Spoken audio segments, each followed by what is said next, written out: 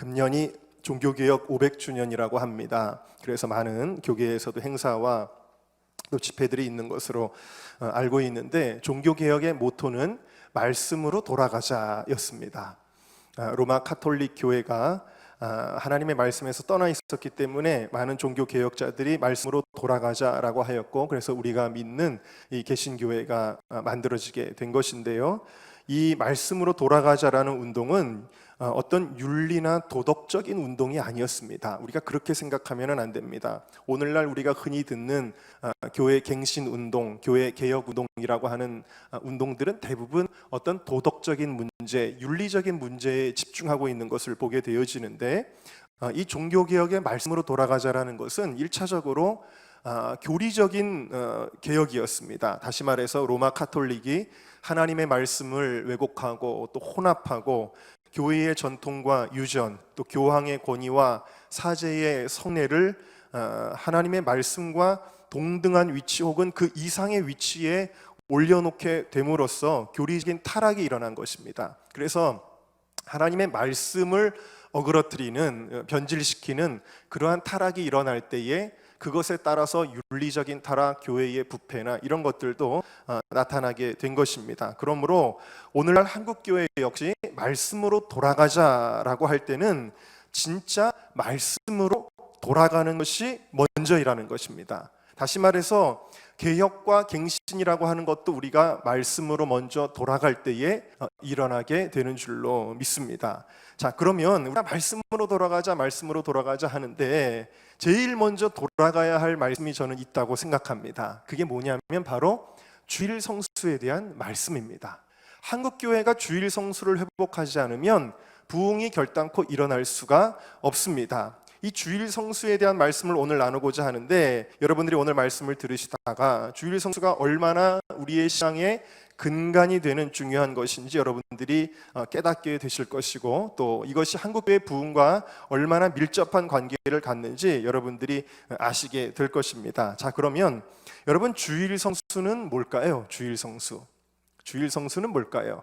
주일 성수는 말 그대로 한다면 주일을 거룩하게 지킨다, 이런 뜻이죠. 단어의 뜻은. 자, 주일을 거룩하게 지키는 것입니다. 다시 말해서 많이 들어보셨겠지만 주시를 지키는 것이 아니라 주일, 하루라고 하는 그 날짜 자체를 지키는 것이 주일 성수라는 것이죠. 자, 그래서 많은 분들이, 심지어는 저희 교회 성도님들 가운데도 그런 분들이 아직도 계십니다.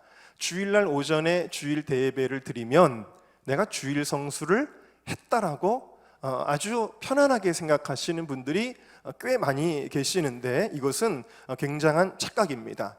주일 성수에 대한 하나님의 말씀, 계명의 핵심 무엇이냐면, 오전에 예배 드리는 건 물론 주일 성수의 아주 중요한 요소 가운데 하나인 것은 사실입니다만, 이 하나님의 말씀은 뭘 말씀하고 있냐면, 이 주일이라고 하는 이 날을 어떠한 모습으로, 어떠한 태도로, 어떠한 방식으로 살아가느냐 하는 것이 주일 성수의 가장 중요한 핵심이다라는 거예요. 그래서 제가 오늘 원고를 좀 잘못 가져온 것 같은데, 저희 교회는 개역 한글을 쓰고 있어서 여러분들과 성경이 좀 다를 것 같습니다. 그래서 여러분들에게 맞춰서 해야 될 것 같은데, 오늘 12절을 한번 여러분들이 좀 읽어주시겠습니까? 여러분들이 12절을 같이 읽어보시겠습니다. 시작.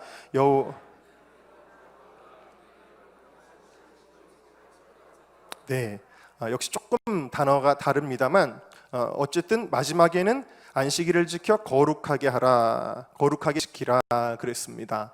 여러분, 거룩이라는 것이 뭘까요? 거룩이라는 말이 뭘까요? 제가 어제도 말씀드렸지만 군 생활을 미군 부대에서 했는데 채플린 어시스턴트로 군종병으로 있었습니다. 그런데 제가 군종병으로 있을 때 우리가 생각하는, 저희 보통 생각하는 그 목사님 모시고 하는 그런 군종병의 개념이 아니라 모든 종교가 그 한 건물 안에서 다 이루어집니다. 그래서 저는 목사님도 모셨고 또 신부님도 모셨고 또 유대교 랍비도 모셨고, 심지어 저희 채플에는 없었지만 저희 옆에 있는 채플에서는 불교 예배도 드리는 거예요. 얼마나 우스꽝스러운지 몰라요. 여기 십자가가 이렇게 십자가가 있잖아요. 버튼을 누르면 돌아갑니다. 그러면은 십자가가 뒤로 가고 불상이 나옵니다.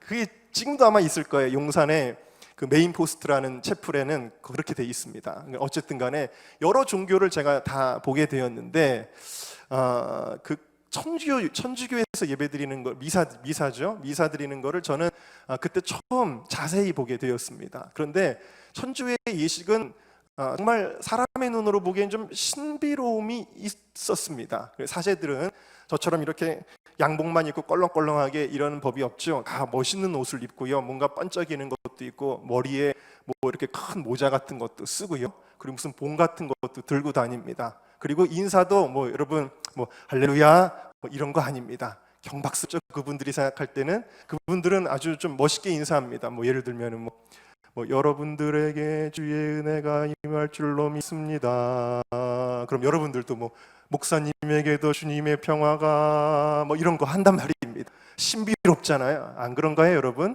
그리고 뭐 또 어떤 날은 뭘 딸랑딸랑 애기들 딸랑대 하여튼간 딸랑딸랑하는데 거기서 뭐 연기 같은 게 나와요. 그럼 또 그 신부님이 계속 이렇게 삥삥삥삥 돌면서 뭘 딸랑딸랑딸랑 하면 또 뭐 이렇게 그리고 또 엎드리고 또 뭐 하고요.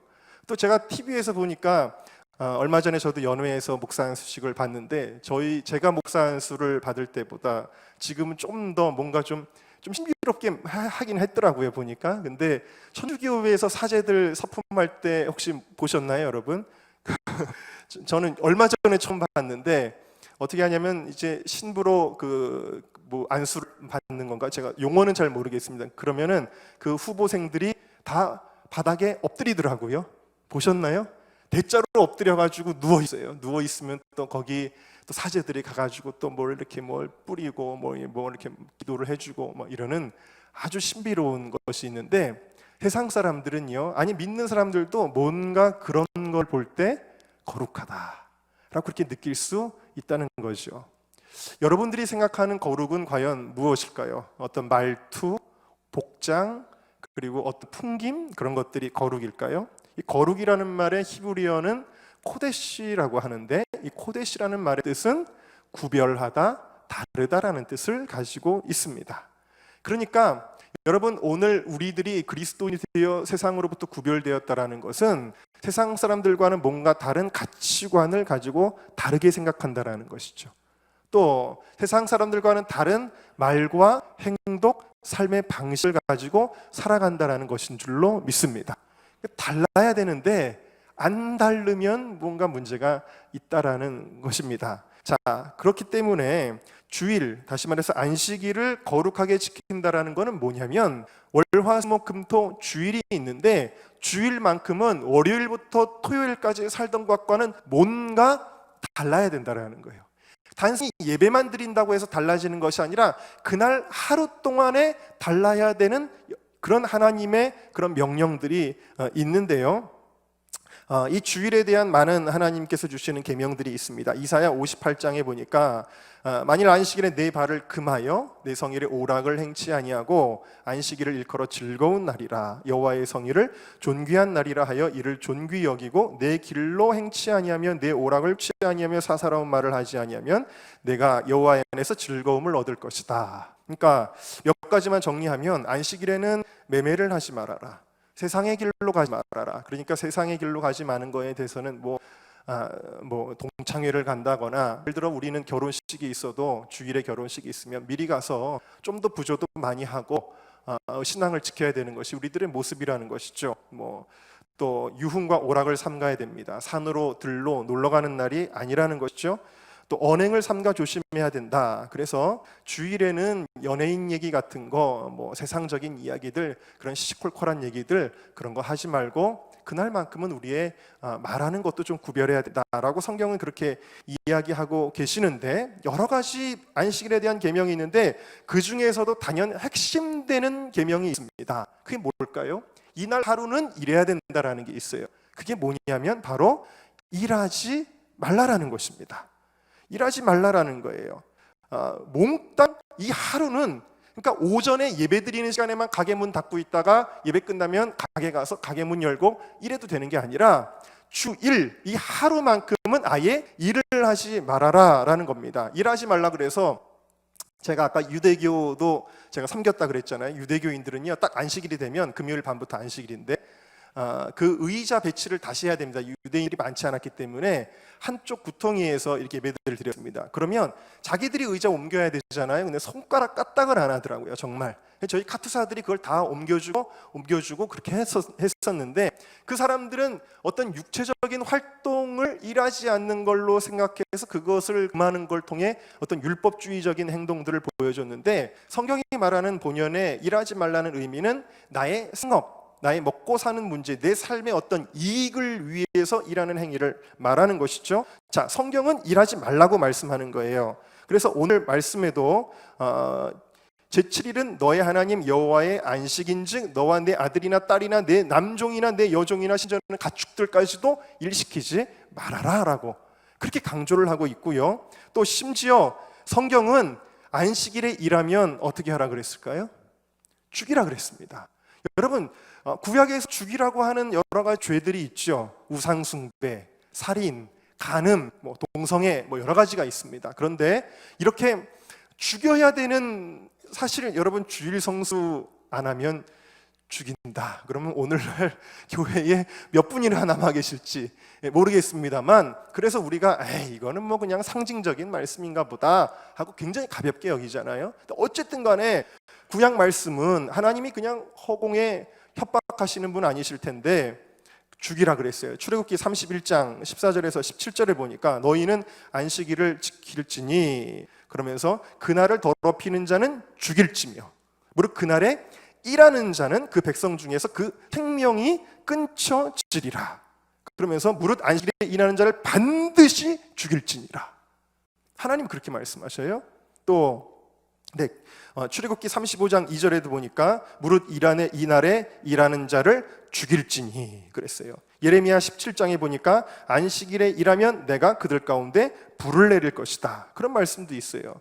자, 하나님이 왜 이토록 주일에, 안식일에 일하지 말라고 하셨을까요? 여러분 이걸 깊이 고민을 해보신 적이 있으십니까? 그 이유를 알려면 우리가 먼저 안식일을 구별하신 이유를 알아야 됩니다. 그래서 오늘 신명기 5장의 말씀을 여러분들이 아까 같이 읽으셨습니다만, 거기 여러분들이 줄을 이렇게 끼워 놓으시고 어디를 가시냐면 출애굽기 20장으로 먼저 가도록 하겠습니다. 자, 여러분 출애굽기 20장으로 가시겠습니다. 혹시 PPT로도 띄워주실 수 있으면 띄워주시면 좋겠습니다. 출애굽기 20장 8절부터 11절까지 말씀인데, 역시 10계명의 이 안식계명에 대한 말씀의 부분이에요. 똑같은 말씀입니다. 평행 본문입니다. 그런데 이 출애굽기 20장을 먼저 좀 살펴보도록 하겠습니다. 자, 출애굽기 20장, 제가 성경이 틀려서 여러분들이 8절부터 11절까지 10절까지 먼저 8절부터 10절까지 여러분들이 좀 읽어주시면 감사하겠습니다. 시작. 안식일을 기억하여 거룩히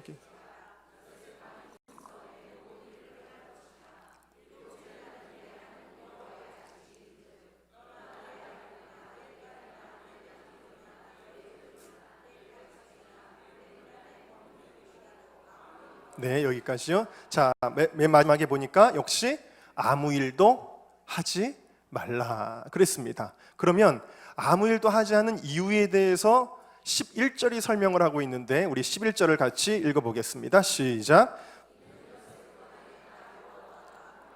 땅과 바다와 그 가운데 모든 것을 만들고 제7일에 쉬었습니다. 그러므로 나 여호와가 안식일을 복되게 하여 그날을 거룩하게 하였느니라. 아멘. 자, 하나님께서 제7일에 안식하게 하신 이유가 뭐라고 말씀하셨냐면, 하나님이 6일 동안 창조하시고 7일에 쉬셨기 때문이다 그러셨어요. 하나님이 6일 동안 창조하시고 7일에 쉬셨기 때문이다 그러셨습니다. 자, 여러분 쉬셨다라는 게 뭘까요? 하나님이 쉬셨다라는 게 여러분, 하나님이 6일 동안, 여러분들도 직장 오늘 다녀온 분들 좀 피곤하실 수도 있을 것 같습니다. 그래도 저희 지방, 이거 비밀인데요, 저희 지방보다 잠실 지방이 훨씬 수준이 높은 것 같습니다.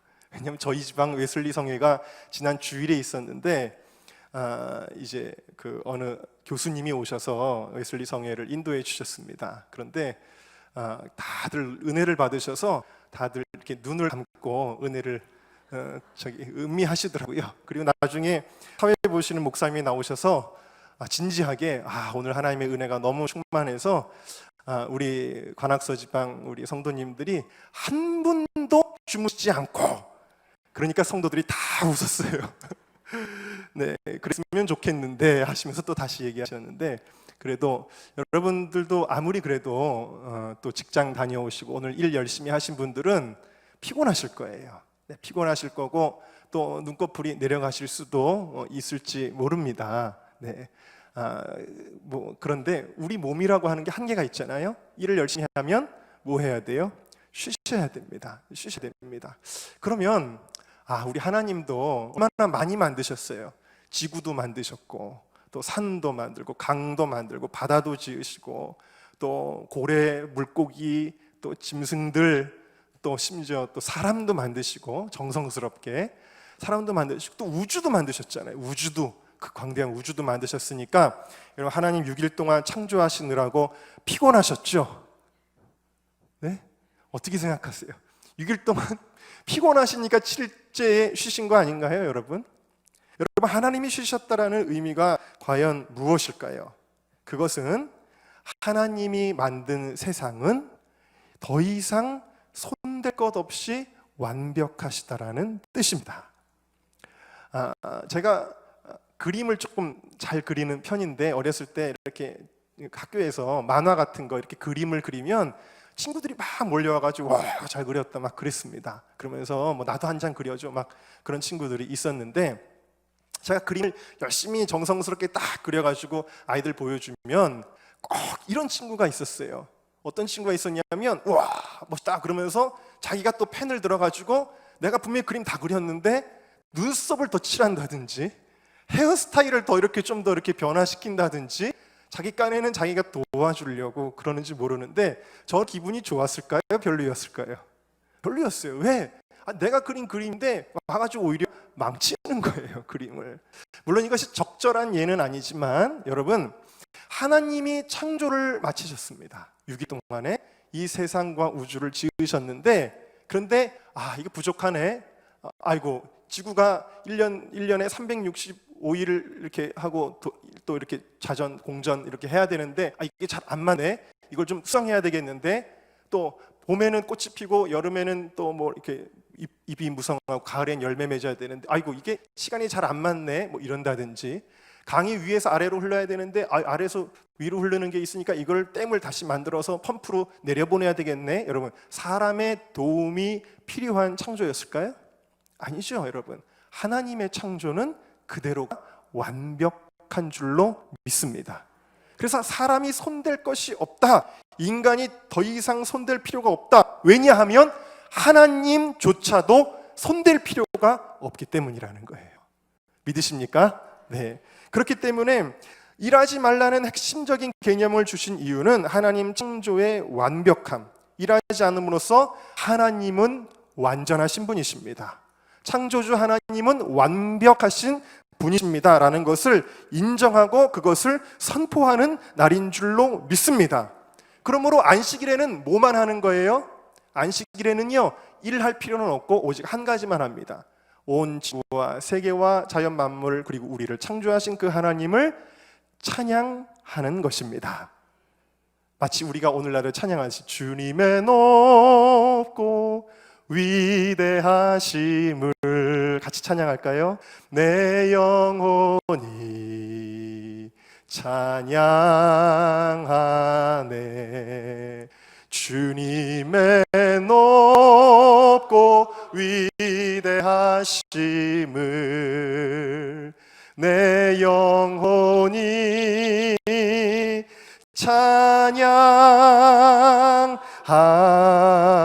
찬양하네. 할렐루야. 네, 완벽하다니까요. 옆에 분들하고 함께 인사하겠습니다. 당신은 하나님의 완벽한 피조물입니다. 네. 왜 웃으세요? 별로 완벽해 보이지 않으신가요? 네. 자, 그런데 다시 오늘 본문으로 옮겨가겠습니다. 신명기 5장으로 가겠습니다. 신명기 5장. 자, 첫 번째 안식의 이유는 하나님의 창조였습니다. 완벽한 창조, 완벽하신 하나님의 완벽하신 창조였어요. 그런데 신명기 5장에 가니까 같은 말씀인데, 평행 본문인데 그 이유가 좀 달라 보입니다. 자, 신명기 5장 12절부터 15절까지 우리가 봤는데 앞에는 똑같아요. 12절에 보면 안식일을 지켜 거룩하게 지켜라. 13절에 엿새 동안은 일해라. 14절에 7일은 안식일이니까 다 일시켜도 안 된다. 그러면서 그 이유에 대해서 15절이 이렇게 기록을 하고 있습니다. 자, 여러분의 성경으로 한번 읽어주시면 감사합니다. 시작. 너는 가라. 내가 애굽 땅에서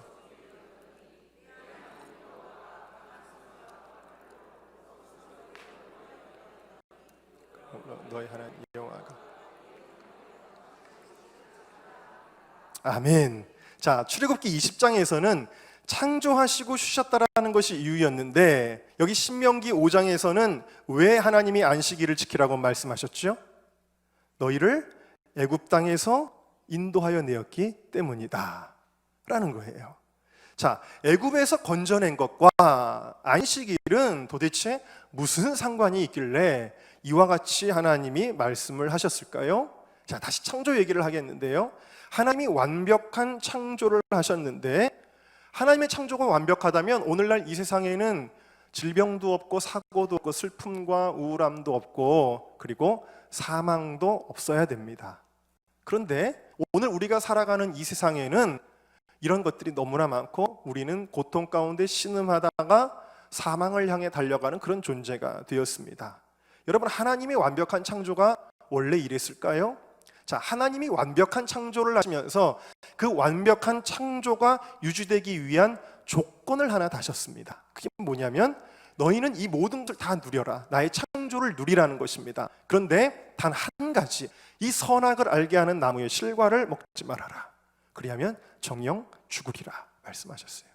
다시 말하면 하나님이 원래 창조하신 이 창조가 무엇이 들어옴으로써, 죄가 들어옴으로써 이 창조에 문제가 생겼다라는 거예요. 이 창조가 깨어졌다라는 사실입니다.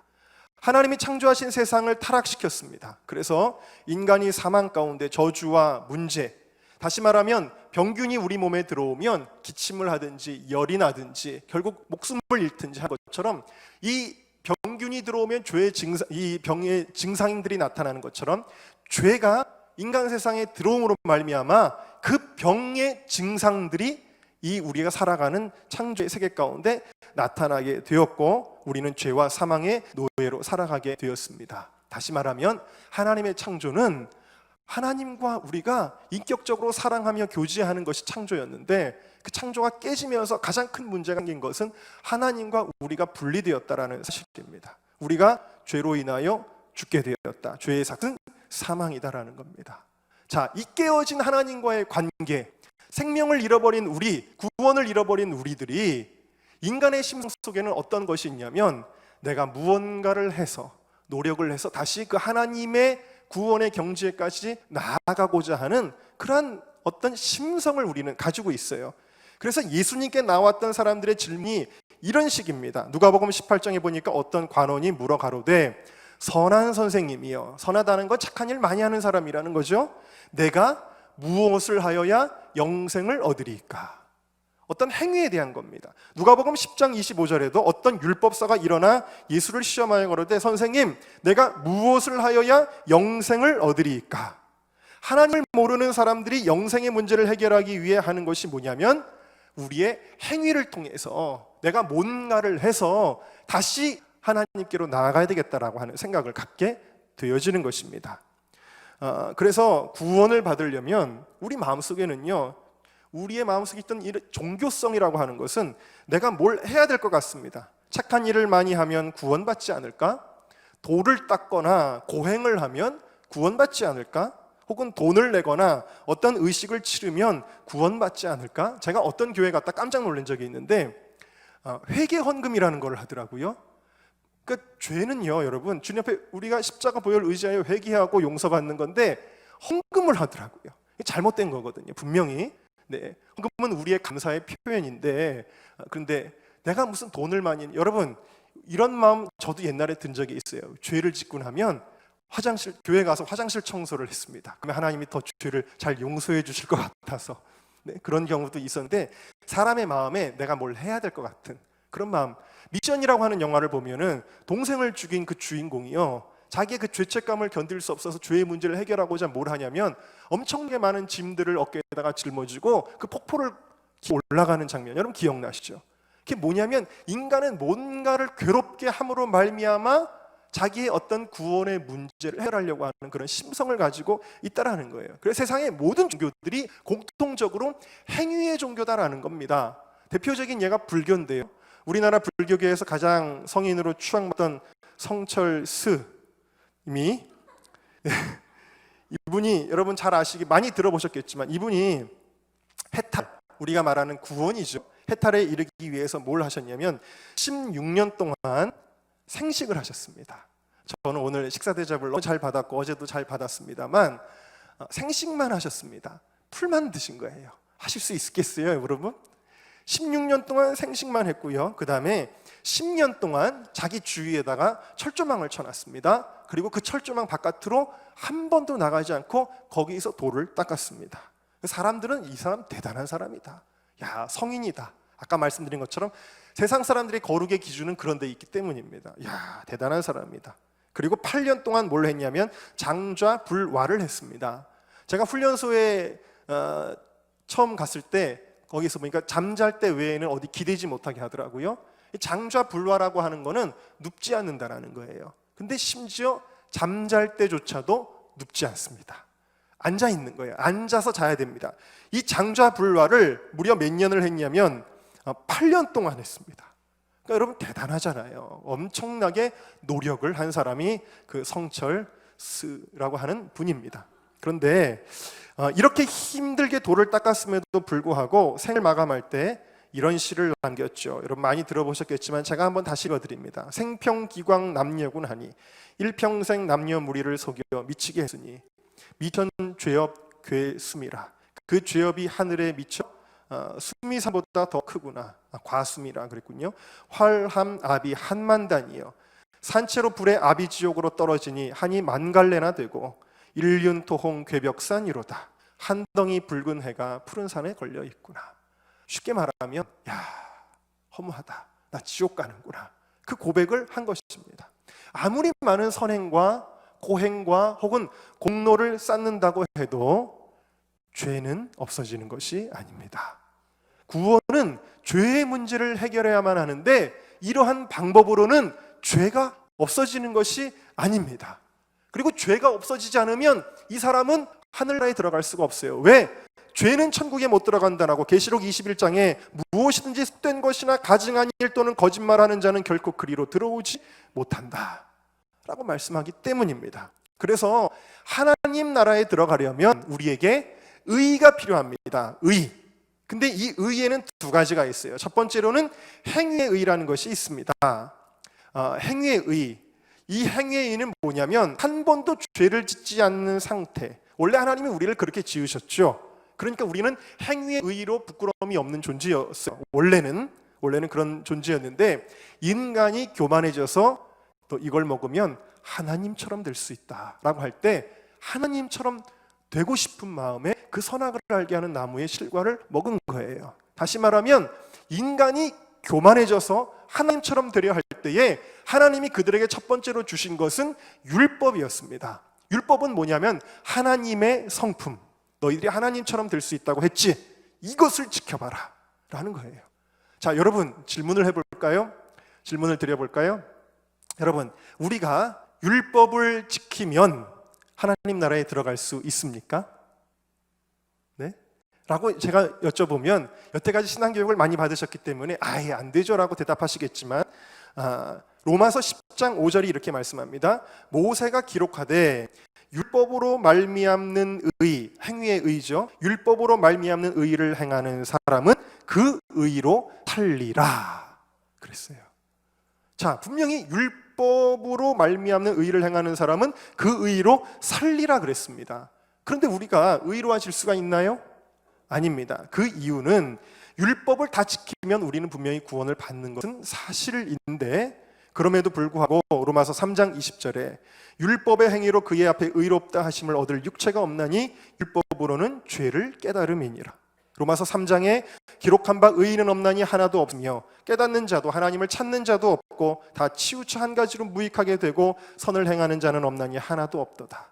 무슨 얘기냐면 하나님처럼 되겠다라고 선악과를 알게 하는 나무를 먹었던 인간이 실제로는 하나님처럼 그 하나님의 성품에 맞는 율법을 지킬 능력은 없었다라는 사실이에요. 그러니까 의인이 없는 거예요. 어떤 기준에서? 행위의 의의 기준에서 의인이 단 한 명도 없는 겁니다.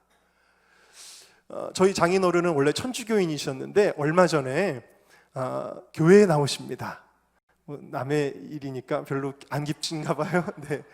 저희 사모가, 저는 어제도 말씀드렸지만 제가 선 많이 봤다고 말씀드렸잖아요. 다 목사님 따님, 장로님 따님 거의 그렇게 선을 많이 봤는데 결국 제가 결혼을 어떻게 했냐면 예수 믿는 사람이라고는 씨도 없는 집안에 자매하고 제가 결혼을 하게 된 겁니다. 그렇게 결혼을 했는데 그렇게 결혼하면서 불신 가정의 그 아픔이라고 하는 것이 이런 거였구나라는 거를 제가 비로소 알게 되었습니다. 저희 사모가 참 오랫동안, 저희 결혼한 지 5년이 됐는데 늦게 결혼해서 참 눈물 많이 흘리고 기도 많이 하고 그랬습니다. 그런데 하나님의 은혜로 정말 기도 많이 했거든요. 가서 뭐 싸워보기도 하고 눈물로 호소해보기도 하고 꿈쩍도 안 했어요.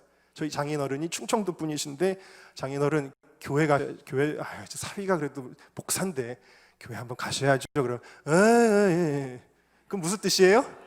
네? 안 간다는 뜻입니다. 여기 충청도 분들은 참 대답은 잘하시는데 고집이 세셔서 꼼짝도 안 하십니다. 그리고 늘 하시는 얘기가 천주교는 큰 집, 개신교는 교회는 작은 집이라는 거예요. 그러면서 또 굉장히 이 교회 막 부흥회 때 박수치고 이런 거 굉장히 싫어하시고 그러시던 분인데 정말 하나님의 은혜로 어느 날 제가 명절날 이제 장인어른 댁에 갔다가 TV를 보는데 뉴스가 막 나오는 거예요. CNN 뭐 이렇게 막 나오면서 미국 대통령 선거가 나오더라고요. 그래가지고 딱 보는데 제가 마음속에 이상하게 이번에 그때만 해도 뭐 힐러리가 다 된다고 그럴 때입니다. 뭐 99% 힐러리라고 다 그럴 때인데 제 마음속에 이상하게 성령의 감동인지 모르겠는데 트럼프가 대통령이 될 것 같은 거예요. 장인어른에게 얘기했습니다. 장인어른 저랑 내기 한번 하실래요? 그랬죠. 무슨 내기인데 미국 대통령 누가 될 것 같아요? 그랬더니 힐러리지 그러시는 거예요. 그래서 그럼 저랑 내기 하십시다. 저는 트럼프가 될 것 같은데 저기 장인어른이 이기시면 제가 뭐 해드릴까요? 그랬더니 구기자 10kg를 사달라 그러시더라고요. 그래서 구기자 10kg가 뭡니까 장인어른? 그래서 20kg 사드리겠습니다. 제가 그랬어요. 그러면 제가 이기면 장인어른 저희 교회 한 달에 한 번도 아니야. 저희 교회 한 번 오셔야 됩니다. 제가 그랬어요. 그랬더니 뭐 당연히 이기실 줄 알고 그랬습니다. 근데 하나님의 은혜로. 그래서 여러분 트럼프 너무 미워하지 마세요. 저희 장인어른을 살려줬거든요. 그래서 교회에 나오시게 됐는데 이 연세가 워낙 많으시다 보니까 기억력이 안 좋으신지 아니면 하나님이 기억력을 흐트려 놓으셨는지 분명히 한 번 저는 나오라고 제가 말씀드렸는데 한 달에 한 번으로 기억을 하고 계신 거예요. 할렐루야. 가서 또 말씀하지 마세요, 여러분.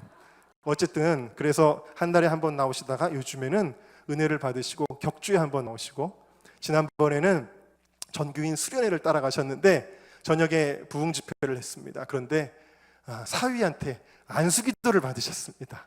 그리고 성령을 받으셨어요. 할렐루야. 이럴 때 한번 박수 한번 쳐주셔야죠. 그러니까 여러분들에게도 이런 기도 제목들이 있으실 텐데 여러분 포기하지 마세요. 기도하고 노력하면 하나님이 역사하실 줄로 믿습니다. 어떻게 하다 이 얘기로 빠졌는지는 모르겠습니다만 천주교에서는 대체 무슨 얘기하다 그랬죠?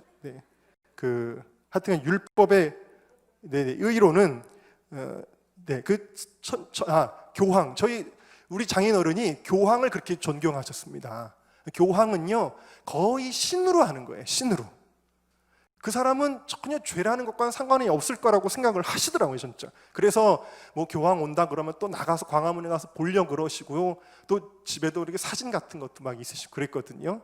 지금은 안 그러시지만 여러분, 교황은 천국 갈까요? 죄인이 아닐까요? 아니죠. 교황도 마치 회칠한 무덤 안에 썩은 시체가 있었다고 바리새인들을 책망하셨던 것처럼 제가 볼 때 교황의 이 회칠한 무덤을 열어보면 그 안에 죄가 더 많을 것 같아요. 잘 모르겠지만 있는 것만큼은 분명합니다. 그렇죠? 하나님의 자리에 있으니까 사실은 죄 중에 죄가 있는 거겠죠. 어쨌든 여러분, 인간은 행위로는 하나님 앞에 나아갈 수가 없었다라는 사실입니다. 그러니까 다시 말하면 인간은 이 창조가 깨어진 이 세상에서 절망적인 존재가 되었다. 다 죽어서 지옥 가는 존재가 되었다라는 사실이에요. 그런데 이런 절망에 빠진 인간들을 하나님은 포기하지 아니하시고, 첫 번째 창조된 아담은 망가졌으나 두 번째 창조의 사건을 계획하고 실행하셨습니다.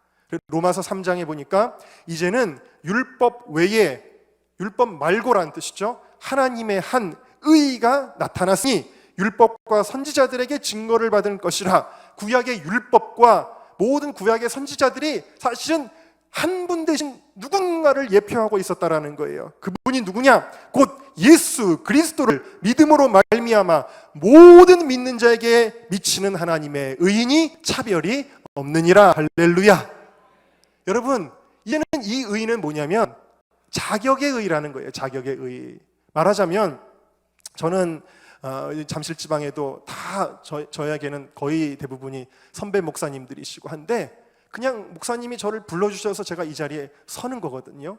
제가 뭘 더 많이 알거나 뭘 잘해서가 아니라 세워주셨기 때문에 제가 여기 있는 거예요. 이걸 가리켜 자격이라고 하는 것이죠. 여러분, 자격의 의의라는 것은 뭐냐? 우리는 죄인이지만, 우리는 행위로는 부족하지만, 그러나 하나님이 너는 내 아들이다, 너는 내 딸이다라고 그냥 인정해 주시는 거예요. 할렐루야.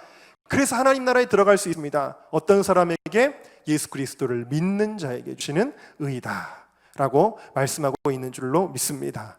이 창조, 이 재창조죠. 이 재창조의 역사는 누가 하신 일입니까? 우리가 했나요? 우리의 행위로, 공로로 했나요? 아닙니다. 이 재창조의 역사는 첫 번째 창조가 하나님의 100%의 작품이었던 것처럼 이 두 번째 창조도 역시 100% 예수 그리스도께서 하신 줄로 믿습니다. 그래서 십자가에서 달려 돌아가시면서 주님이 마지막으로 하신 말씀이 다 이뤘도다, 다 이루었다는 거예요. 그렇기 때문에 오늘날 무슨 문선명이나 무슨 저희 동네에는 이단 교회가 많아요. 이단의 메카라고 하는데, 뭐 하나님의 교회, 별개별 신천지 다 있는데, 그 사람들이 뭐라 그럽니까? 예수님이 못다한 일을 내가 완성하러 왔다. 이게 다 이단이라는 거예요. 왜? 예수님의 구속의 사건은 100% 다 이루어 놓으신 것이기 때문인 줄로 믿습니다.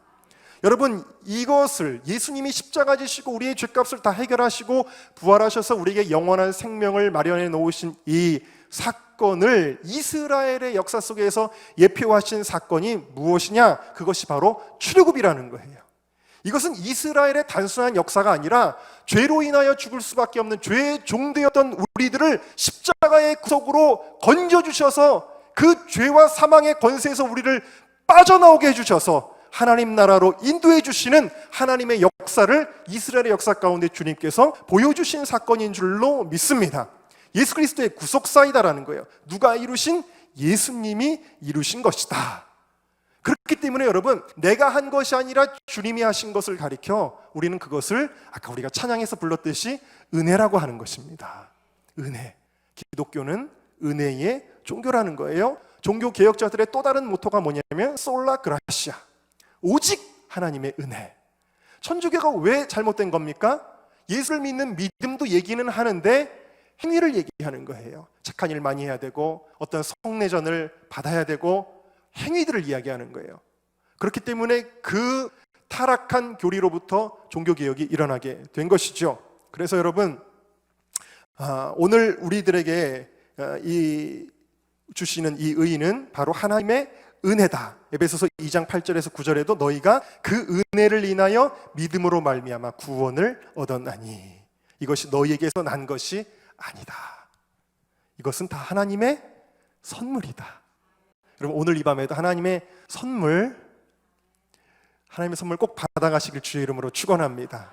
선물 다 좋아하시잖아요. 여러분, 저희 지방은 목사님들도 선물 좋아하시는데, 제가 지난번에 교육부 총무할 때 연초에 척사대회 할 때 선물 막 윷놀이 1등해서 어쨌든 그거 받아가시면 좋아하시는데, 사람은 다 선물 받으면 좋잖아요. 근데 세상이 주는 선물은요, 그냥 쓰다가 버리면 그만이지만 하나님의 선물은 영원한 생명, 영원한 축복, 영원히 나와 함께 하시는 그 은혜, 그거 오늘 꼭 한 분도 빠짐없이 다 받으시기를 주님의 이름으로 축원합니다. 자, 그래서 신명기 5장의 안식의 이유는 구속이다. 구속. 그 구속은 주님이 홀로 하신 사건이에요. 다시 말하면 이 구속은 역시 내가 할 일이 없습니다. 내가 예수님을 십자가에 올려드려야 되고 예수님을 그 참을 수 있도록 좀 도와드려야 되고, 그게 아니라 예수님이 다 하신 사건이에요. 내가 어떤 착한 일을 해서 모자란 10%의 그 의의를 내가 채워야 되는 그런 게 아니라, 저는 항상 단에 올라가기 전에 하는 기도가 있습니다. 그 기도가 뭐냐면 십자가의 의의 100%, 십자가의 거룩 100%, 십자가의 능력 100%로 저에게 입혀 주시옵소서. 제가 꼭 하는 기도입니다. 십자가의 은혜가 100%예요. 100%. 우리가 하는 일은 0%. 우리가 할 일은 한 가지는 있습니다. 그게 뭐냐면 그 100%의 은혜를 믿고 누리는 것입니다. 믿음이 필요한 거예요. 믿음. 그래서 사도들이 성령의 감동을 따라 토요일 안식일이 아니라 주일 안식일에 예배를 드리는 이유가 뭐냐면, 예수님의 구속의 사건이 언제 완성됐냐면 주일 새벽에 완성되었기 때문이에요. 그렇기 때문에 이 주일의 안식일을 지키는 것은 예수 그리스도의 구속의 완성을, 하나님이 완벽하게 구원을 이루어 놓으셨습니다. 주님이 나의 구원을 다 이루어 놓으셨고 영원한 생명을 다 주님이 준비해 놓으셨습니다 하는 것을 천명하는 날이라는 사실이에요. 아직까지 토요일의 안식일을 지킨 사람은 말씀 그대로 안식교인들이 그러죠. 말씀 그대로가 아니라 아직까지 이 구속의 은혜를 모르는 사람들이라는 사실입니다. 자, 그래서 일하지 말라는 것 마찬가지로 역시 인간이 할 일은 없다. 구원에 있어서 인간이 할 일은 없다라는 것을 인정하는 것입니다. 또 마태복음 5장에 보면 내가 율법이나 선지자나 폐하러 온 줄로 생각지 말라. 폐하러 온 것이 아니요 완전케 하려 함이라 그랬으니까 주일에도 이 안식일의 정신은 계속해서 유효한 정도가 아니라 오히려 더 선명해지고 완성되는데, 어떻게 완성됐느냐? 우리의 구원과 축복은 오직 하나님의 은혜다. 그걸로 완성이 된 거예요. 근데 여러분, 제가 주일 성수에 대한 말씀을 자주 저희 교회에서도 하고 있는데, 참 제가 생각해도 이상한 게 하나가 있어요. 그게 뭐냐면, 여러분들에게도 한번 제가 질문을 드려보겠습니다. 자, 특별히 사업하시는 분들이나 직장 다니시는 분들 혹은 공부하는 학생들은 한번 대답을 해주시면 좋겠는데요. 일을 하라는 것이 좋습니까? 아니면 일을 하지 말고 쉬라는 것이 좋습니까? 네? 일을 하라는 것이 좋아요. 저희 교회 이제 부사역자들이 있는데 늘 눈치가 보면 목사님 언제 집에 보내주실까? 늘 그런 눈치가 있습니다. 저는 좀 오래 붙잡아 두거든요. 토요일에도 막 어떨 때는 12시 넘어서까지도. 네, 아주 저희는 일을 많이 하는데, 저희 교회 와보시면 알지만 저희 교회는 또 숲속에 있습니다. 그래가지고 교회도 좀 펜션처럼 생겼습니다. 그렇게 생겼는데 일이 많아요. 농사도 져야 되고요, 장작도 패야 되고, 전도사님들이 오시면 물도 길러야 되고, 잔디에 물도 줘야 됩니다. 일이 굉장히 많거든요. 자, 여러분, 일을 시키는 게 좋습니까? 일을 시키지 않고 쉬라 그러면 좋을까요? 쉬라 그러면 좋잖아요. 그 당연한 거 아니에요? 그러니까 하나님의 말씀이 우리한테 쉬라고 하신 거는 굉장한 행운이에요. 축복이거든요. 자, 그런데 그렇게 일하지 마십시오. 그래도 일을 하시더라고요. 여러분, 왜 그럴까요? 그렇게 안식일에는, 주일에는 일하지 마십시오라고 강조를 함에도 불구하고 어떤 분들은 여전히 일을 하십니다. 왜 그럴까요? 개그 프로에 보면 왜 이러는 걸까요? 그런 거 있잖아요. 왜 그러는 걸까요? 정말로 왜 그러시는 걸까요? 그 이유가 있어요. 일 안 해가지고는 안 될 것 같기 때문입니다. 마음에, 생각에 일 안 해가지고는 안 돼, 일해야 돼. 목사님은 물론 말씀이니까 그렇게 하시지만 내 삶의 현실은 일 안 하면 안 돼 라는 생각을 갖고 있기 때문입니다. 여러분, 이것은 무엇에 대한 문제일까요? 이것은요, 믿음에 대한 문제입니다. 우리의 믿음이 진짜인지 가짜인지를 주님께서 보신다. 하나님의 존재를 인정하느냐, 혹은 성경의 교리를 인정하느냐가 아니라 구원, 축복, 오직 믿음으로. 이 믿음의 문제를 가리키는 것입니다. 오직 의인은 믿음으로 산다라고 로마서에 말씀하고 있는데, 진짜 믿음. 하나님의 은혜는 단순히 우리가 천국 가는 문제가 아니라 우리의 행복과 축복이 모두 다 하나님의 은혜로 되는 것인데, 우리가 주일에 일하지 않는다는 것은 뭘 의미하냐면, 나는 안 될 것 같아도 주님의 은혜로 살겠습니다. 그 믿음의 고백이에요. 행함이 없는 믿음은 죽은 믿음이라고 했기 때문에, 이 행함의 열매가 없으면 그 사람 믿음은 여전히 하나님을 신뢰하지 못한다. 하나님의 말씀대로 살아가지고는 이 세상을 살아갈 수 없다라고 생각하는 것이, 그것이 바로 믿음 없음의 표현이다라는 사실이죠. 주일에 내가 일한다면 이런 거예요. 내 힘으로 살아야 합니다. 주님은 때때로 나를 도와주십시오. 그러나 저는 제 힘으로 살아가야 합니다. 이것은 하나님의 은혜를 부정하는 것입니다. 그래서 여러분, 믿음에는요, 뭐가 필요하냐면 결단이 필요한 것입니다. 믿음은요, 죽을 것 같아도 뛰어내려야 되는 거예요. 제가 예전에 저는 이제 신학생들을 저희 교회랑 또 저희 형님네 교회 신학생들과 함께 한 달에 한 2번 정도 금요 철야가 끝나면은 한 밤에 11시 반 12시쯤 만나서 새벽 2시까지 말씀 나누고 기도하는 시간들을 갖는데, 그 이제 신학생 MT를 한번 갔습니다. 그래서 강남금 기도원을 쭉 가다가 갑자기 핸들을 돌렸습니다. 갑자기 이상한 충동이 생겨가지고 어디로 갔냐면 번지 점프하는 데로 갔습니다. 번지 점프하는 데로 1월 달에 갔습니다. 1월 달에 갔는데 찬바람이 쌩쌩 부는 날 누가 번지 점프를 하겠어요. 번지 점프 하는데 가보니까 직원도 없어요. 사무실 비어 있어요. 전화를 했습니다. 직원이 나왔습니다. 번지 점프하고 싶은데요. 그래서 우리 청년들이 그때 신학생들이 한 20명 정도가 있었는데, 번지 점프할 사람 나와라 그랬더니 다 안 나오더라고요. 그리고 딱 남자 간사님 2명이, 전도사님 2명이 이제 나왔습니다. 그래서 저랑 우리 전도사 2명이랑 그래서 돈을 냈습니다. 그 돈을 내고 이제 장비를 차고 이렇게 올라가려고 하는데, 잠깐만요 그러더니 2명은 안 된다는 거예요. 왜 그런가 했더니 전도사 2명이 다 좀 이렇게 좀 나가는데 100kg 이상은 번지 점프를 할 수가 없습니다. 그러는 거예요. 그래서 어떻게 하다 보니까 우리 신학생들 19명이 저를 쳐다보고 있고, 저는 그 번지 점프하는 데로 올라가는 겁니다. 철커덩 하고 올라가요. 엘리베이터 타고. 혹시 번지 점프 해보신 분? 별로 안 계시네요. 네, 계시네요. 네. 밑에서 볼 때랑 위에서 보는 거는 정말 다른 세계가 펼쳐져 있습니다. 네, 올라가는데 정말 까마득하게 높은 곳이더라고요. 근데 제가 허풍 떠는 게 아니고요, 정말 올라가자마자 별 생각 없이, 사실은 저에게는 선택의 여지가 없었습니다. 왜냐하면 우리 신학생들이 다 리더라고 저를 바라보고 있는데, 여러분 생각해 보세요. 담임 목사님이 성도님들 데리고 번지 점프하러 갑시다 그러면서 우리가 믿음을 키우기 위해서 막 이러고 하셨는데, 담임 목사님 올라가셨는데 담임 목사님이 이러면은 성도들에게 은혜가 안 되는 것과 마찬가지로 선택의 여지가 없었기 때문에 그냥 다번에 뛰어내렸는데요. 근데 뛰어내릴 때 죽는다는 생각은 안 했습니다. 왜냐하면 나를 이 뒤에 있는 줄이 잡아주고 있다라는 믿음이 있었기 때문에. 여러분, 꼭 죽을 것 같아요. 위에서 떨어지면 죽을 것 같지만, 우리들의 신앙생활이라는 것이 마치 베드로가 물 위에 뛰어내리는 것처럼 결단이 필요한 줄로 믿습니다. 결단하면 생각나는 사람이 있는데, 다니엘의 세 친구가 있지 않습니까?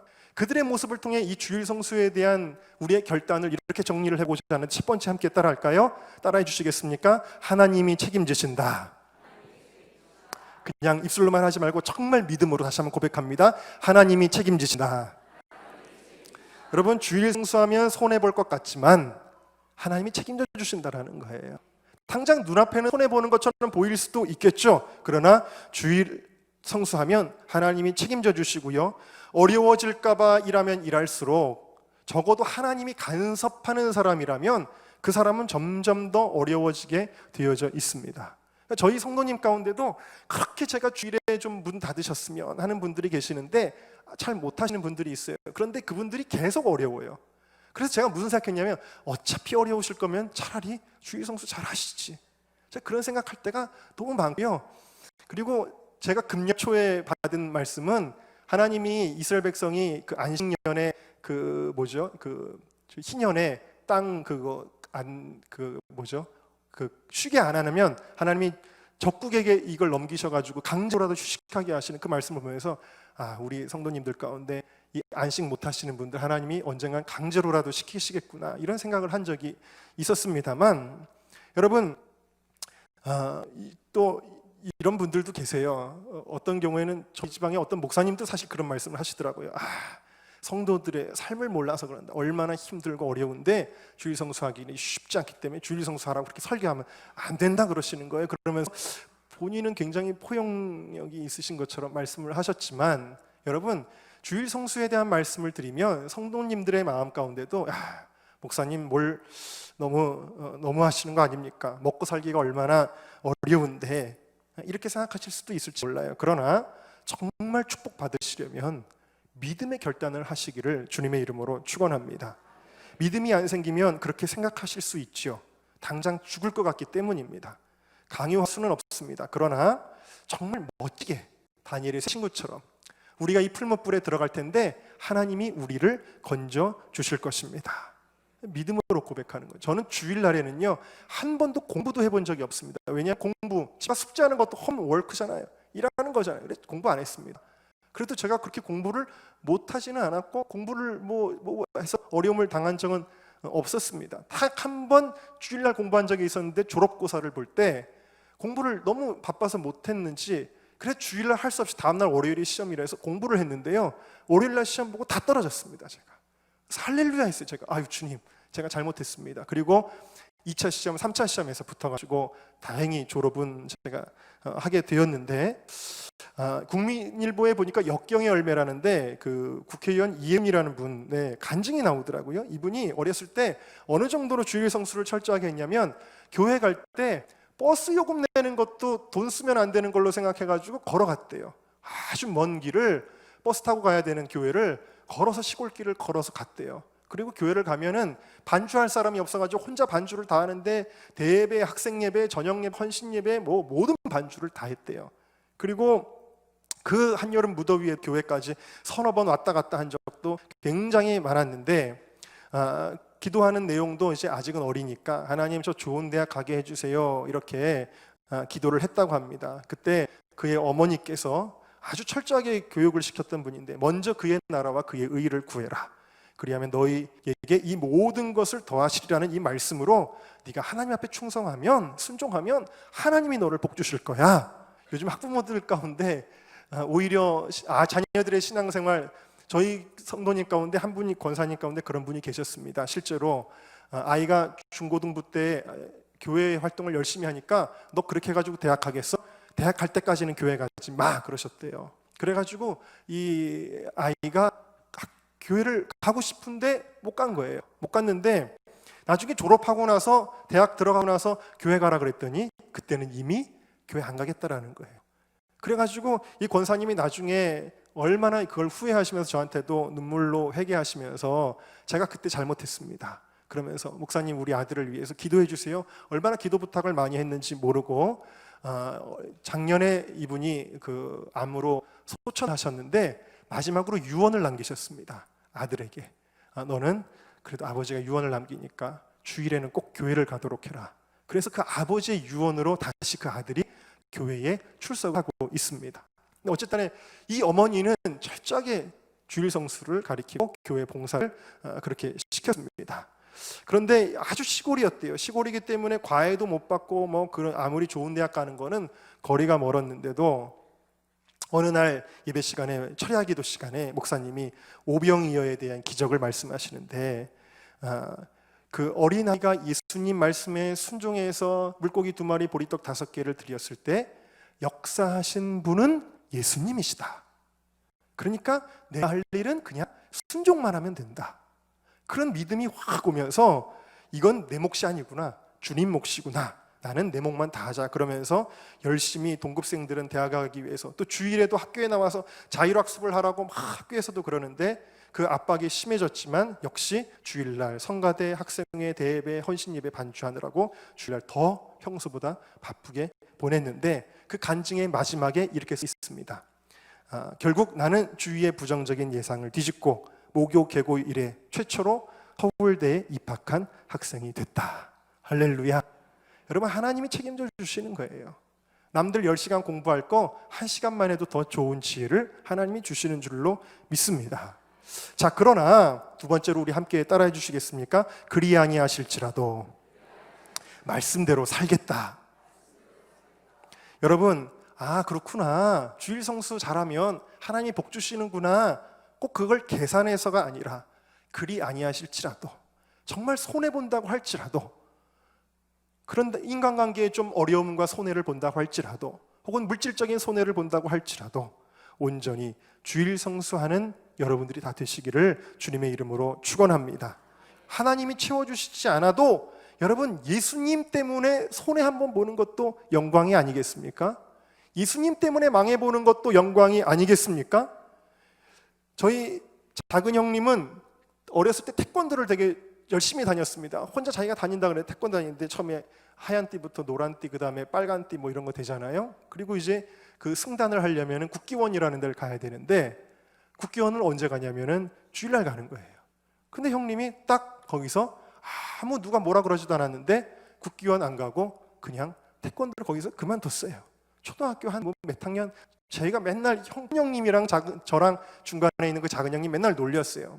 왜 그런 유치한 말을 했는지 모르겠는데 그 태권도를 놀리면서 쌀로 만든 옷 입고 다닌다, 무슨 소리인지 지금도 이해가 안 가는데 그렇게 놀렸는데 딱 그만두더라고요. 그런데 여러분, 하나님이 그런 것을 보시고 축복하시는 것 같아요. 저희 작은 형님이 지금은 성동 광진지방에서 화양교회에서 목회를 하고 계신데, 하나님이 목회 가운데 얼마나 큰 은혜를 부어주시는지 몰라요. 서울연에는 그 부흥하는 교회를 상을 주더라고요. 교회 성장상이라는 게, 지난번에 500명 부흥했다라고 교회 성장상을 받았는데 하나님의 은혜라고 고백을 합니다. 하나님 말씀에 순종하는 삶으로 살아오니까 하나님의 은혜를 부어주시는 거예요. 그리고 아프리카 선교사 할 때도요, 비록 띠는 못 땄는데도 그 마사이족들 태권도 다 가르치더라고요. 보니까 헐렁헐렁한 흑인들 다 가르치더라고요. 저도 그런 경험이 있는데, 초등학교 때 지금은 그게 있는지 모르겠습니다. 보이스카우트랑 비슷한 게 있는데 아람단이라는 게 있었습니다. 제가 아람단의 부단장으로 임명을 딱 받았는데, 그리고서는 앞에 나가서 선서도 했어요. 대표로 뭐 읽고 선서 다 했습니다. 그랬는데 딱 첫 번째 활동부터 시간표가 딱 나왔는데 주일날 놀러 간다라는 거예요. 그래가지고 그걸 딱 보는데 주일날 가네? 그때서야 알았어요. 그래서 선생님한테 말씀드렸죠. 선생님, 저 주일날에는 놀러 못 가요. 그래서 선생님이 황당해 하시는 거예요. 야, 무슨 소리냐, 너 지금 부단장 선생님이 시켜줬는데 지금 시작도 안 했는데 그만둔다 그러면 어떡하냐? 그래도 저는 그만둘래요. 그만뒀어요. 여러분, 그때는 그게 커 보일지 몰라요. 근데 제 인생을 돌이켜보면은요, 여러분, 아무 손해가 없어요. 아무 손해가 없고 하나님은 그것을 기억하시는 줄로 믿습니다. 여러분, 믿음의 문제라는 거, 하나님이 보시기 원하는 것은 우리의 믿음이다. 믿음이 없이는 하나님을 기쁘시게 하지 못하느니 라고 말씀하시죠. 여러분, 욥기에 보면은 사단이 하나님에게 이렇게 이야기합니다. 욥이 하나님 왜 저렇게 하나님 사랑하는 줄 아십니까? 하나님이 축복하셨기 때문입니다. 그렇게 이야기를 하는데 하나님은 아니다. 욥은 조건 때문에 나를 사랑하는 것이 아니다. 무슨 말씀이에요? 조건 때문이에요? 그때 하나님께서 이 사람에게 허락하셔서 욥의 모든 것을 다 치게 하셨지만 욥은 끝까지 자기의 순전한 믿음을 지켰다. 여러분, 우리들의 신앙생활의 이유가 무엇입니까? 우리들의 신앙생활의 이유는 어떤 물질적인 축복, 어떤 가정의 축복, 자녀의 축복, 이런 것이 우리의 인생의 목적, 신앙의 목적이 아니라 우리 신앙의 목적이 하나님 되실 수 있기를. 정말 하나님 사랑하는 것은 조건이 아니라 인자가 올 때의 세상에서 믿음을 보겠느냐, 정말 믿음으로 살아가는 우리 모두가 되시기를 주님의 이름으로 축원합니다. 그럼 이날은 뭐 하는 날이냐? 아까 창조를 우리가 찬양했듯이 구속을 찬양하는 날이고, 그리고 복음을 또 세상 사람들에게 선포하는 날, 그것이 주일이다. 그렇기 때문에 이날은 기뻐하고 즐거워하라. 여호와의 정하신 이날에 우리가 즐거워하고 기뻐하리로다. 그래서 예배도 드리는 거예요. 주님과 교제하고 그 은혜를 누리는 날임을 여러분들이 깨달으시기를 주님의 이름으로 축원합니다. 제가 아는 분 가운데 정유숙 전도사님이라는 분이 계십니다. 저희 아버님이 목회하실 때 이제 그 나오시게 됐던 분인데, 이분이 이제 청년 시절 또 뭐 성인 돼서도 이제 하나님을 떠나 계셨습니다. 근데 이분이 굉장히 잘 나가는 분이었어요.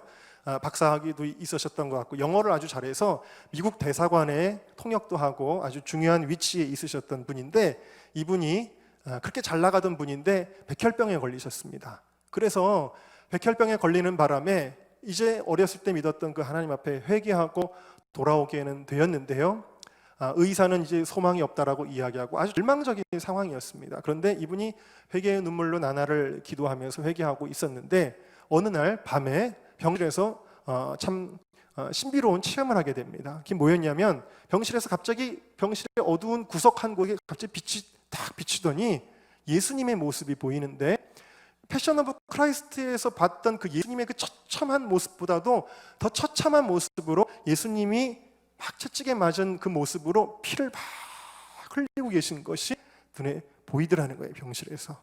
그러면서 주님의 음성이 들리는데, 저가 채찍에 맞음으로 네가 나음을 입었도다. 그리고 놀라운 일이 벌어집니다. 다음 날부터 이 수치가 정상적인 수치로 점점 돌아가게 되었습니다. 그리고 이분이 하나님의 은혜가 너무 감격해서 그 트리니티라고 하는 그 양재동에 있는 신학대학원에 들어가시게 됩니다. 그래서 전도사의 길을 걸어가게 되는데, 첫 전도사 사역을 주일학교를 맡으셨습니다. 주일학교를 맡으셨는데 전혀 이런 교회 사역 같은 걸 해본 적이 없으시니까 주일학교 아이들 앞에 가서도 설교를 어떻게 해야 되는지를 몰라서 쩔쩔쩔쩔 매면서 걱정이 되는 거예요. 그런데 하나님이 마음에 감동을 주시는데, 네가 주일을 철저하게 깨끗하게 거룩하게만 지키면 내가 일하겠다라고 주님이 감동을 주시더래요. 그래서 정말 주일날에는요, 남들보다도 더 거룩하게 텔레비전도 보지 않고 사사로운 말 하지 않고 정말 온전히 주님만을 위하여 주일을 딱 보내시는데, 주일이 딱 지나고 나서 월요일 새벽이 되면 잠을 자다가 환상인지 꿈인지 모르겠지만 주님이 찾아오시는 거예요. 그리고는 그림을 보여주시는데, 그 다음 주에 무슨 설교를 하면 될지 그 내용을 그림을 통해서 보여주시는데, 여러분 아이들은 그림을 통해서 설교하면 더 집중이 잘 되잖아요. 근데 그 그림을 보면은 너무 이해가 잘 돼. 너무 기가 막힌 그림이 보여지는 거예요. 그럼 그 그림을 기억하고 있다가 그림을 그립니다. 그래서 그 그림을 가지고 아이들 앞에 나가서 설교를 하면 그 조그만 아이들도 은혜를 받는 거예요. 그리고 나중에 저희 아버님을 찾아왔는데 이렇게 그림을 쌓아가지고 갔어요. 이게 주님께서 보여주신 그림이라는 거예요. 근데 그 그림을 보니까 정말 제가 봐도 너무 은혜롭고 신기한 거예요. 여러분, 내가 하려고 그러면은 힘들고 어렵지만 주님이 하시면 그게 너무 더 큰 역사가 일어나게 되는 것입니다. 제가 오늘 꼭 주일 성수에 대한 말씀뿐만이 아니라 하나님의 은혜라는 것이 얼마나 중요한가. 우리는 나의 노력과 공로 뭘 해보려는 사람들이 아니라 하나님의 은혜로 살아가는 사람들임을 여러분들이 고백하시기를 주님의 이름으로 축원합니다. 하나님의 은혜 받은 사람은 그 누구도 꺾을 수가 없고 대항할 수도 없고 이길 수가 없어요. 하나님 은혜가 최고예요, 여러분. 제가 그 홀리위크라고 하는 집회를 2010년도부터 시작을 했는데 2012년도에 무슨 적인지 몰라도 체육관을 빌리게 됩니다. 88체육관을 이제 대관을 하게 되는데, 우리 이제 청년들이 뭐 굉장히 약한, 재정적으로 약한 그런 단체였습니다. 그래서 도저히 그 체육관을 6일 동안 체육관에서 집회를 해야 되는데 6일 동안 체육관을 빌릴 돈이 뭐 말도 안 되니까 어떻게 대관을 했냐면 저녁마다만 쓰는 걸로. 그래서 저희가 청년들이 정말 고생을 많이 했던 그런 집회였는데, 상상도 못할 일이죠. 다른 단체들 같으면. 제가 이번에 성령한국 그 청년대회, 저도 이제 준비위원회로 들어갔는데 딱 득포스 보니까 하루 집회를 하는데 예산이 3억 5천이더라고요. 근데 저희는 그때 그 저녁 대관만 하는 거가 1,000 몇백만 원이었는데 다 대관하려면 몇 천만 원이 드니 그게 안 돼가지고 저녁만 대관을 하게 된 거예요. 그리고 청년들하고 어떻게 했냐면 딱 5시쯤 되면은 한 20명, 30명 정도 되는 스태프들이 준비하고 있다가 땅 하면 들어가가지고 엄청나게 큰 무대를 설치하고 엄청나게 큰 현수막들을, 걸개 그림들을 몇 개를 설치하고 조명을 설치하고 음향을 설치하고, 그리고 그날 저녁에 집회가 끝나면 그걸 또 철거하고 다음날 설치하고 다음날 철거하고, 이걸 6일 동안을 했으니 보통 고생한 게 아닌데, 그때 참 그래도 감사했던 건 청년들 중에 단 한 명도 불평하거나 원망하는 친구가 없었어요. 다 기쁨으로 그거를 했는데 어쨌든 돈을 아껴가면서 한다고 해도 얼마가 필요했냐면 1,000 몇백만 원이 필요했습니다. 근데 하나님의 은혜로 얼마가 채워졌는데 그 대관료를 얼마를 이제 지불해야 되는 날에 전날까지 500만 원이 모자라는 거예요. 500만 원이 모자란데 제가 이제 그런 생각을 했습니다. 이거 안 되겠구나 하는 생각도 얼핏 들기도 했습니다. 그런데 500만 원이 없으면 체육관에서 못 하겠구나, 어디 교회나 빌려서 해야 되겠구나 이런 생각을 하고 있었는데 갑자기 근데 쫄병한테서 연락이 왔습니다. 그래서 이제 그 쫄병은 이제 저를 그냥 형이라고 부르는데 형 한번 만나요 그러는 거예요. 그래서 그래 만나자. 그래서 밥이나 같이 먹자. 그래서 밥을 이제 먹게 됐는데 무슨 일이 있었냐면 그 아내가 이 친구는 이제 보험회사를 하는 친구고 아내가 갑자기 쓰러진 적이 있었는데 그때 저한테 기도 부탁을 했어요. 근데 제가 무슨 생각에서인지 저희 교인들한테 제 부대 후임 그 아내가 지금 굉장히 위중하다고 하니까 여러분 좀 같이 기도해 주십시다. 그래서 기도를 같이 하고 우리가 기도했다라고 이야기한 적이 있었는데 그 아내가 기적적으로 그 후유증 없이 깨끗하게 또 하나님께서 그렇게 고쳐주셨어요. 그래가지고 너무 감사해가지고 저한테 헌금을 하겠다는 거예요. 교회로 헌금하겠다 그래서 봉투를 좀 가져오라 그래서 봉투를 이제 갖고 왔는데 헌금을 이제 해서 저한테 이제 주더라고요. 주는데 그때 이제 그 제가 하는 사역에 대한 얘기를 쭉 하니까 형네 교회 말고 홀리크를 위해서 헌금하면 안 돼? 그래서 그래도 되지. 그래서 헌금을 저한테 딱 줬어요. 그런데 이제 제 생각에는 이 친구 한 많이 했으면 20만 원 했을까? 30만 원 했을까? 속으로 한번 생각하고 그리고서 이제 밥을 먹고 헤어졌습니다. 헤어지고 나서 이제 운전을 하고 쭉 가다가 갑자기 궁금하잖아요. 얼마를 했는지. 그래서 이제 봉투를 이렇게 벌렸어요. 이게 벌리니까 수표가 보이는데 하나를 꺼내서 공을 세보니까 단시 100, 1000만, 10만, 100만인 거예요. 그리고서는 몇 장 있는 딱 보니까 500만 원이 있는 거예요. 네. 근데 그냥 어떤 그냥 딱 500만 원 딱 보는 순간 그냥 바로 전화를 했습니다. 전화해서 문정현이라는 친구들 정현아. 그러면서 막 울면서 내가 내일까지 500만 원이 필요했는데 네가 500만 원을 헌금을 했구나. 그러면서 자기도 갑자기 마음에 감동이 자꾸 있어서 그렇게 했다는 거예요. 여러분 제가 그때 깨달은 게 있습니다. 내가 뭘 해보려고 애써봐야 안 되지만 하나님의 은혜만 있으면 되는구나. 제가 그거를 고백하게 되었습니다. 여러분 부흥이라고 하는 것도 마찬가지입니다. 부흥도 하나님의 은혜가 임해야지 부흥이 오는 것입니다. 우리가 노력한 걸로 공로로 물론 기도와 애통과 금식 다 필요하지만 그것은 하나님을 향한 우리의 믿음의 표현이어야지 우리의 공로는 분명히 아닙니다. 부흥은 정말 하나님이 주시는 거예요. 오늘 주제도 하나님께로부터 오는 부흥이라고 그랬는데 제가 초두에 설명을 드렸지만 기도했지만 선풍기 바람은 우리 마음대로 불게 할 수 있지만 성령의 부흥의 바람은 우리가 일으킬 수가 없어요. 정말 내가 오늘 이 밤에 이곳에 부흥의 역사가 막 일어났으면 좋겠다 해도 그게 제 마음대로 안 돼요. 하나님이 역사하셔야 되거든요. 그걸 제가 굉장히 깊게 깨달았던 경험이 언제였냐면 그 체육관 집회였습니다.